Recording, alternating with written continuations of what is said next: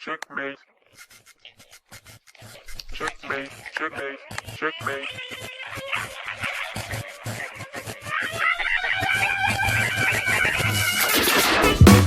Look what you're doing to me. I'm actually at your whim. All of my defenses down. Your camera looks through me with its X-ray vision, and all systems run aground. All I can manage to push from my lips is a stream of absurdity. Every word I intended to speak winds up locked in the circuitry. No way to control it, it's totally automatic. Whenever you're around, I'm walking like golden, completely automatic. All of my systems are down. Okay, my chess friends, I welcome you to this chess video. I'm going to discuss the subject of weak pawns. Now, almost all chess players know that pawns that are isolated or doubled, tripled even, have within themselves an inherent weakness, simply because they cannot protect each other. But there's another strategic aspect to weak pawns that I'd like us to explore. And that is, when one's opponent has weak pawns, what it means is that their pieces are tied down to the defence of those weak pawns, making them passive. And if we can increase our activity while reducing our opponent's pieces to passivity, when the attack comes, and it inevitably will come, the pieces will lack coordination and be unable to resist the attack. And this is the strategic aspect of weak pawns that I'd like us to explore. The game I have is from 1971. It was played in Buenos Aries, Argentina. And with white pieces is Robert James Fischer, and with the black pieces is Tigran Petrosian. And it's very, very instructive and beautiful game of chess for us to try and glean something from. So it begins e4, c5, knight f3, e6, d4, c takes d, knight takes d, and Petrosian plays a6, the Sicilian Khan. Fischer plays bishop to d3, knight to c6, and here rather interestingly Fischer takes on c6, b takes c6, and he castles. And this is an aspect of Fischer's game. He always liked to castle early, get his king to safety, develop his pieces, and then coordinate those pieces. Here Petrosian plays d5, and he builds a formidable pawn centre. But it comes at a price. He has not developed a single piece yet. And you and I know that a pawn centre is only strong if it can be defended with pieces. And Fischer very admirably goes about liquidating this pawn centre simply because it lacks proper defence. And he plays excellent c4.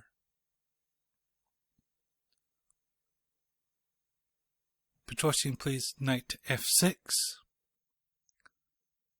Notice how a move like d takes c4 is simply out of the question, because after bishop takes c4, you can see that there are pawn weaknesses on the a and c file. So knight to f6 was played. But it does not stop Fischer from liquidating this pawn centre. C takes d5, c takes d5, e takes d5. And here black would like to take with the knight, knight takes d5. The problem for him is that it comes with bishop to e4, and the knight is facing a pin against the rook, and this e-pawn here will probably end up isolated anyhow.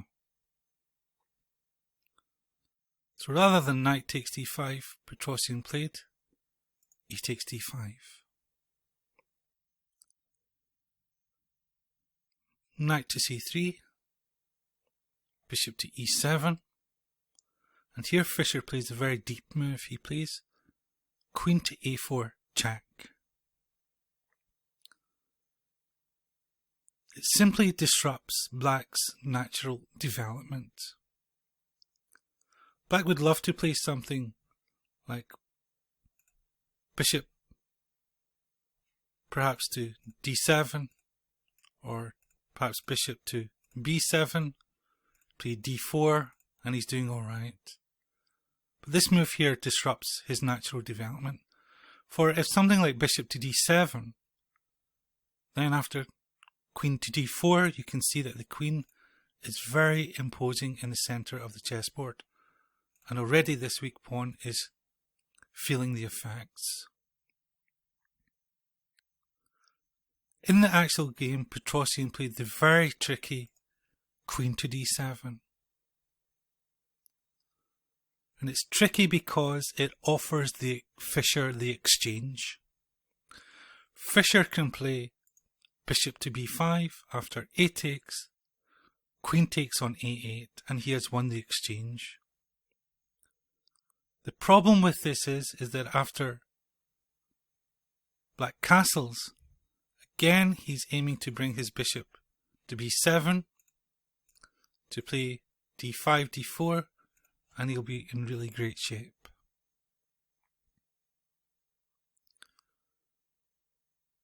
And Fischer very admirably does not take the bait. He does not get sidetracked by materialism at the expense of coordinating his pieces. And he plays the excellent rook to e1. Petrosian took on a4, knight takes a4, bishop to e6, bishop to e3, and Black castles. Now let us have a look at, you can see the weakness here, isolated pawn on d5, an isolated pawn on a6. It's Fischer's strategic idea to tie the black pieces down to defending these weak pawns, reducing them to passivity. Now what is the only piece, chess friends, which cannot be tied down to passively defending these two pawns? And that is the dark squared bishop. Both the pawns are on light squares.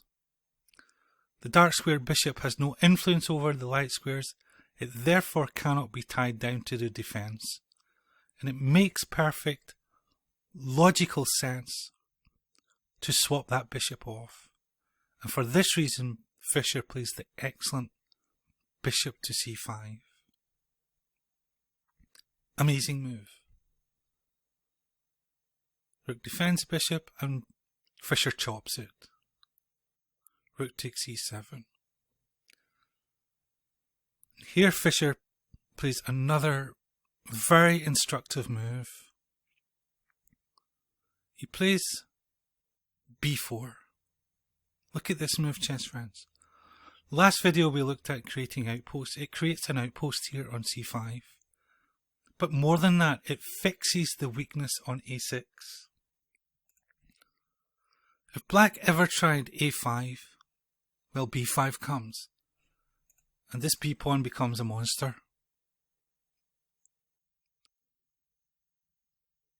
So it fixes the weakness here on a6, making sure this pawn here cannot advance.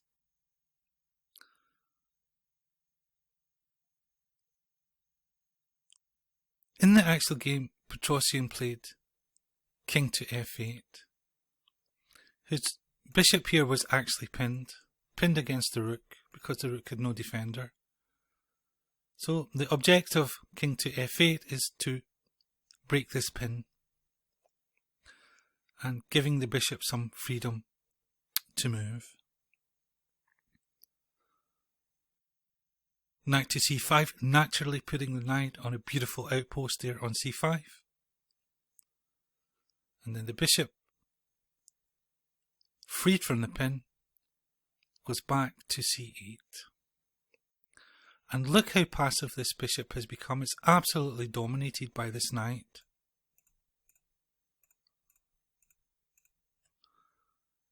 It's perhaps Petrosian's idea to get rid of the knight here on c5 by playing the knight here to d7.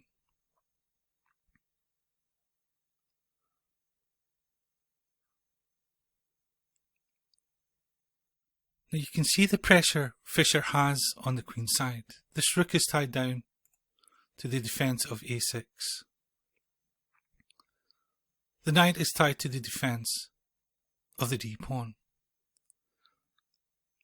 But at this level it's not enough. What Fischer needs to do is bring his king into the game. Bring it to the queen side. And for this reason he plays the excellent f3, making a passage for his king to come into the game. Let us just take that back for a moment. Notice how a move like rook takes e7 is a mistake.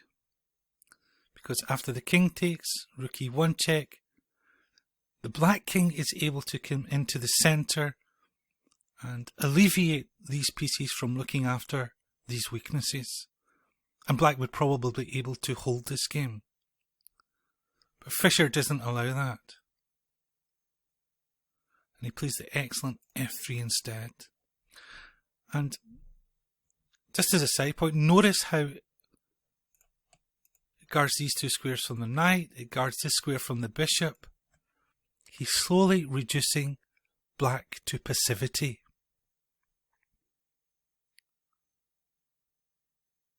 It's an interesting move from Petrosian. His idea is to free this bishop up here. The bishop was passively looking after the a pawn. If he can bring it into the game, somehow get it to b5, then it'd be much better for him.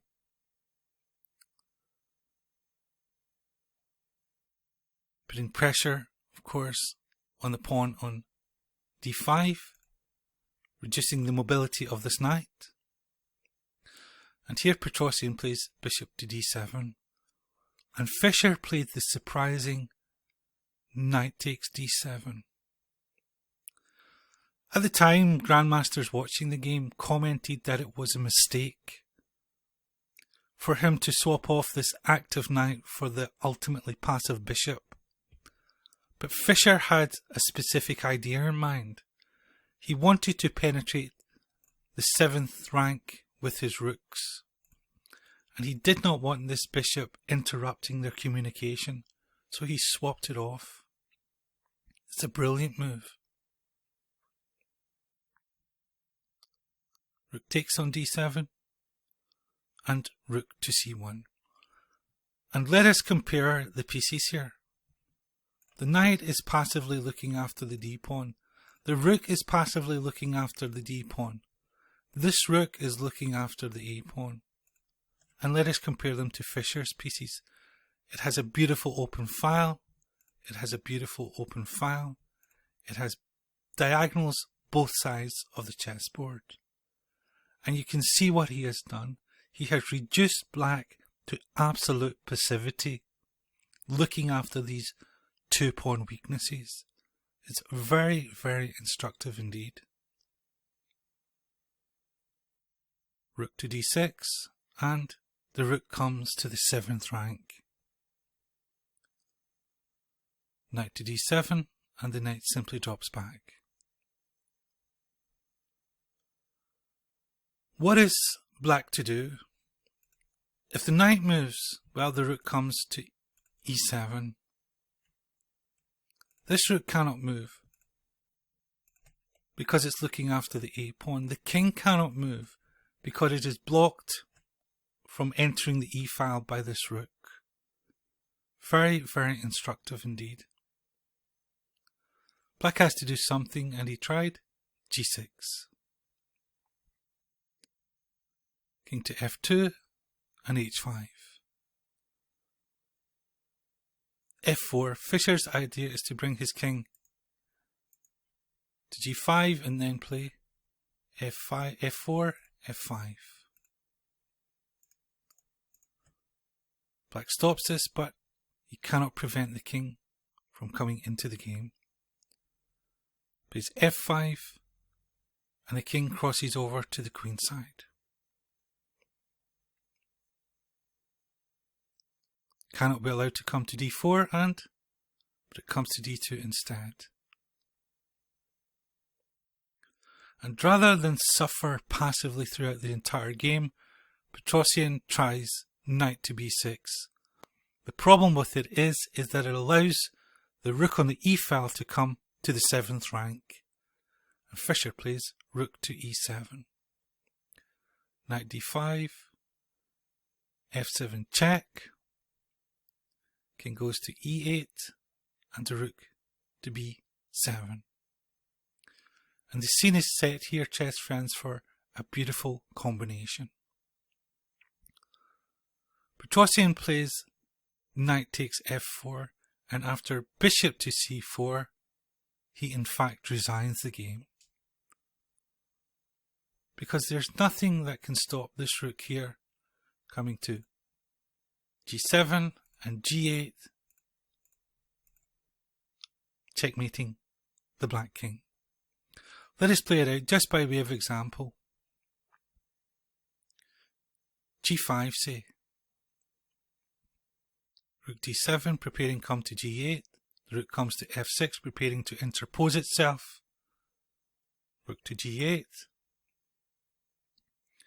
Rook to f8 and the beautiful bishop to f7 check. And black is absolutely toast here. He's roasty toasty, as they say. A beautiful, beautiful demonstration of how to reduce one's opponent to passivity by inducing them to use their heavy pieces to defend pawn weaknesses. And I hope that you and we can use this concept in our games. If we can create pawn weaknesses, we can simply try and put pressure on them, try and induce our opponent's pieces to look after those pieces, and eventually when the attack comes, they will be in no position to resist it. So I hope you enjoyed the little video, my chess friends. I certainly enjoyed relating this game to you. It's one of my favourite games of chess of all time. And I sincerely hope that you got something from it. So suffice to say, thank you very, very much for watching this chess video, and I sincerely wish you well with your own chess. Take care and goodbye. What is this madness that makes my motor run? My legs too weak